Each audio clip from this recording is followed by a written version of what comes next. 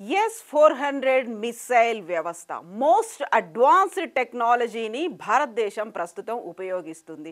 పాకిస్తాన్ చేసినటువంటి దుశ్చర్యల తర్వాత దీన్ని ప్రముఖంగా ప్రయోగించాలని భారత్ డిసైడ్ అయింది. At the same time S-400 advanced system missile సిస్టమ్ని సుదర్శన చక్రం లాగా అభివర్ణిస్తున్నారు. ఎందుకని ఇది సుదర్శన చక్రం అయింది? దీంట్లో 360 డిగ్రీల్లో దీన్ని ప్రయోగించే అవకాశం ఉంది. 600 కిలోమీటర్ల డిస్టెన్స్ని కూడా ఇది టార్గెట్ చేస్తుంది. ఎట్ ద సేమ్ టైం దీంట్లో 3 వ్యవస్థలు పనిచేస్తూ ఉంటాయి. అందులో ప్రధానంగా రాడార్ వ్యవస్థ ఉంది, అండ్ కమాండ్ కంట్రోల్ సెంటర్ ఉంది, లాంచర్లు కూడా ఉన్నాయి. అంటే టార్గెట్ ఏంటి అనేది ఐడెంటిఫై చేస్తుంది, అది ప్రమాదకరమా కాదా అనేది కూడా గుర్తించగలుగుతుంది. ఎట్ ద సేమ్ టైం 600 కిలోమీటర్ల దూరంలో ఉన్నటువంటి టార్గెట్ను కూడా రీచ్ అవుతుంది. ఇక్కడ ఫైటర్ జెట్లు కావచ్చు, డ్రోన్లు కావచ్చు, హెలికాప్టర్లు కావచ్చు, మిస్సైల్స్ కావచ్చు, దేనినైనప్పటికీ ఢీ కొనగలిగేటువంటి సత్తా ఉంది. వాటిని కూల్చివేస్తుంది S-400.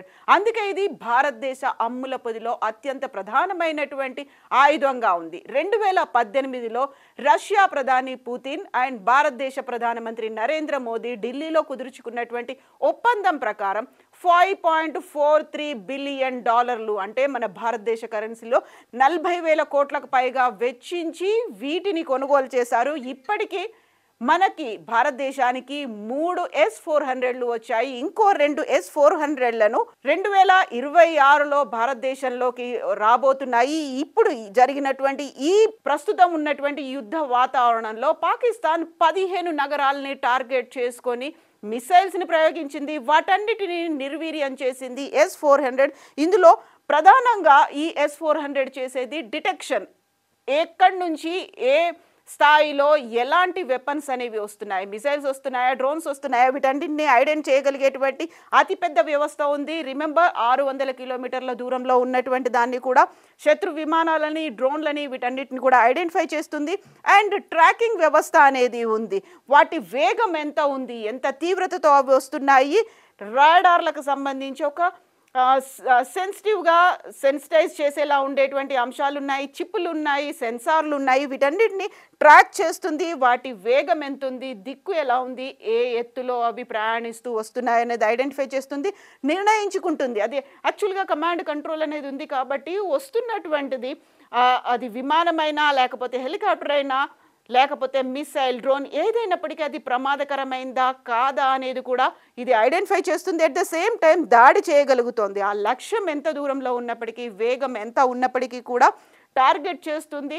ఇప్పుడు మన భారతదేశం చేస్తోంది ప్రెసిషన్ స్ట్రైక్స్ కాబట్టి చాలా లక్ష్యాన్ని గుర్తించి మరీ అదే లక్ష్యాన్ని నిర్వీర్యం చేయగలగడం, అదే దీని కెపాసిటీ. మామూలుగా మిసైల్స్ అనేవి ఏదైనా ఉంటే పైనుంచి, ఎయిర్ నుంచి, అంటే ఆకాశం నుంచి టార్గెట్ చేస్తూ ఉంటాయి. బట్ S-400కి సంబంధించి చూస్తే సర్ఫేస్ టు ఎయిర్ మిసైల్ అంటారు, SAMగా దీన్ని అభివర్ణిస్తూ ఉంటారు. రష్యా దీన్ని తయారు చేసింది. ఇప్పుడు మనం వాడుతున్నటువంటి S-400 అన్నిటికంటే మించి సుపీరియర్ ఉన్నటువంటి లేటెస్ట్ టెక్నాలజీతో ఉన్నటువంటి మిసైల్ ఇది. ఇందులో 4 రకాలుగా మిసైల్స్ అనేవి ఉంటాయి. అందులో 400 కిలోమీటర్ల దూరంలో ఉన్నదాన్ని గుర్తించేది, 250 కిలోమీటర్ల దూరం, ఆ తర్వాత 120 కిలోమీటర్ల దూరం. ఇందులో అత్యంత తక్కువగా 40 కిలోమీటర్ల దూరంలో ఉన్నటువంటి మిసైల్ను కూడా గుర్తించేటువంటి S-400లు ఇవి. దీంతో పాటుగా 360 డిగ్రీల కవరేజ్ అనేది కనిపిస్తుంది. At a time 4 మిసైళ్ళని ప్రయోగించవచ్చు. ఆ తర్వాత 80 లక్ష్యాలను కూడా గుర్తించవచ్చు, 80 టార్గెట్లను కూడా నిర్వీర్యం చేసేటువంటి కెపాసిటీ ఉంది. అండ్ ఉన్నటువంటి ఇంకొక ప్రత్యేకత, ఎలాంటి వాతావరణంలోనైనా ఇది పనిచేస్తుంది. మనం 600 కిలోమీటర్ల దూరంలో ఉన్నటువంటి లక్ష్యాన్ని గురి చేసి నిర్వీర్యం చేయొచ్చు అని చెప్పుకుంటున్నప్పుడు, అత్యంత తక్కువ ఎత్తులో ప్రయాణిస్తున్నటువంటి యుద్ధ విమానాలని కావచ్చు, లేకుంటే ఎయిర్ ఫైట్ జెట్లను, ఎయిర్ క్రాఫ్ట్స్ని, వీటిని కూడా నిర్వీర్యం చేయగలిగేటువంటి కెపాసిటీ అనేది దీనికి ఉంది. అందువల్లే రష్యాకి సంబంధించి మనం ఒప్పందం చేసుకున్నాము. అతి కీలకమైనటువంటి ఒప్పందం 2018లో జరిగింది. దీంట్లో 3 ప్రధాన అంశాలు ఉంటే, గుండె అనేది రాడార్గా పనిచేస్తుంది, బ్రెయిన్ ఏమో కమాండ్ సెంటర్, అలాగే చేతులు అంటే లాంచర్లు, ఇక్కడ ఉన్నటువంటి మిసైల్స్ని లాంచ్ చేయడానికి.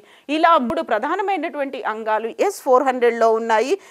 ఇది ప్రత్యేకంగా క్రూయిజ్ మిసైల్ని, బాలిస్టిక్ క్షిపణులని దూరం నుంచే గుర్తించి వాటిని ఖచ్చితంగా కూల్చివేయగలిగేటువంటి కెపాసిటీ ఉంది. కాబట్టి దీనికి S-400 అనేటువంటి పేరు పెట్టారు.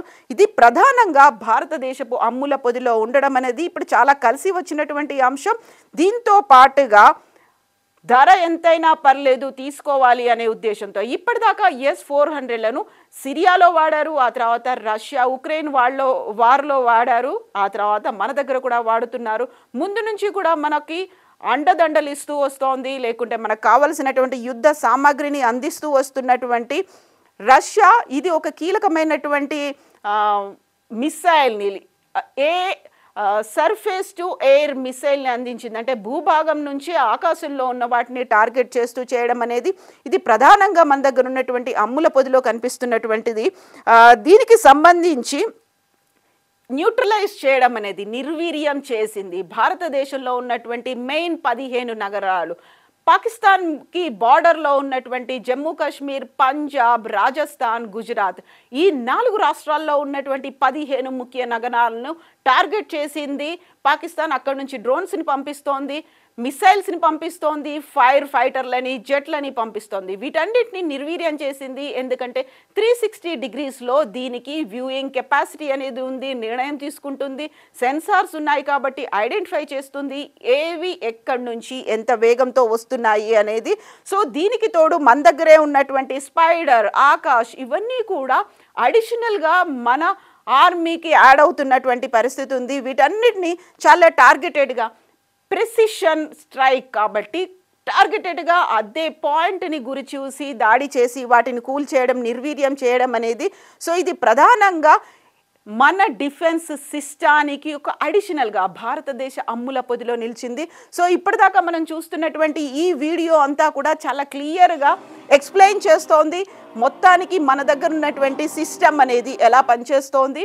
అండ్ ఎయిర్ మిసైల్స్ని వీటిని S-400 మీద ఎందుకంత నమ్మకం పెట్టుకుంది. భారతదేశం అయితే రష్యా నుంచి వచ్చినటువంటి ఈ ఎయిర్ మిసైల్స్ని, సర్ఫేస్ టు ఎయిర్ మిసైల్స్ని వాడుతోంది. ఇక పాకిస్తాన్ చైనాకి సంబంధించినటువంటి వాటిని వాడుతోంది. అవి వాటికంటే కూడా డామినేట్ చేసేటువంటి అల్ట్రా మోడ్రన్ టెక్నాలజీతో ఉన్నటువంటి ఈ మిసైల్స్ని మనం చూస్తున్నాము. ఎంత ప్రిసైజ్డ్గా అటాక్ చేస్తాయి అనేది 360 డిగ్రీస్లో ఉంది కాబట్టి దీనికి సుదర్శన చక్రం అని పెట్టారు. డబ్బు ఎంతైనా ఖర్చు అయినా పర్లేదు, మనకున్నటువంటి డిఫెన్స్ సిస్టమ్ని బలోపేతం చేసుకోవాలి, బార్డర్స్ని సెక్యూర్డ్గా ఉంచుకోవాలి అనేది భావించినటువంటి భారతదేశం ఆర్మీకి ఫుల్ హ్యాండ్ని, ఒక ఫ్రీడమ్ని ఇచ్చింది, పూర్తి స్వేచ్ఛని ఇచ్చింది. 2 రోజులుగా రాత్రులు జరుగుతున్నటువంటి మిసైల్ అటాక్ని నిర్వీర్యం చేస్తున్నటువంటి S-400కి సంబంధించినటువంటి లైవ్ వీడియో ఇది రష్యా నుంచి మనకి వచ్చింది. ఆ తర్వాత 2026లో ఇంకో 2 కూడా యాడ్ అవబోతున్నాయి. ఇప్పటికైతే ఒక టెన్షన్ వాతావరణం అనేది అయితే కనిపిస్తోంది. అలర్ట్ చేశారు, ప్రతిరోజు, ప్రతి గంట, ప్రతి నిమిషం అలర్ట్గా ఉండాల్సినటువంటి అవసరం ఉంది. అండ్ ఇప్పటికీ కూడా సైరన్లు మోగుతున్నాయి. బట్ మన ఇండియన్ ఆర్మీ పిక్చర్ అభి బాకీ హై అంటూ దీంతో పాటుగా ఒక మెసేజ్ను కూడా రిలీజ్ చేసింది. అండ్ వాళ్ళు చేసినటువంటి ప్రెసిషన్ స్ట్రైక్ ఎలా ఉంది అనే దానికి సంబంధించి కూడా Indian army chief Manoj Naravane ఆధ్వర్యంలో ఈ ఆపరేషన్ అనేది జరుగుతోంది. త్రివిధ దళాలకి సంబంధించి మార్నింగ్ నుంచి కూడా రక్షణ శాఖ మంత్రి ఆధ్వర్యంలో మీటింగ్ అనేది జరిగింది. మినిట్ టు మినిట్ అప్డేట్స్ అనేది ప్రధానమంత్రి నరేంద్ర మోదీకి, అటు అజిత్ దోవల్, ఇటు త్రివిధ దళాల అధిపతులు కూడా ఇస్తున్నారు. సో ఇప్పటికీ మనకి సంబంధించినటువంటి ఎయిర్ క్రాఫ్ట్స్ని వేటిని కూల్చలేదు అనేది ఇండియన్ ఆర్మీకి సంబంధించి ఆర్మీ చీఫ్ కూడా వెల్లడించినటువంటి విషయాల్ని మనం చూస్తున్నాం. ఓవరాల్గా అయితే ఇది S-400కి సంబంధించినటువంటి ఇన్ఫర్మేషన్.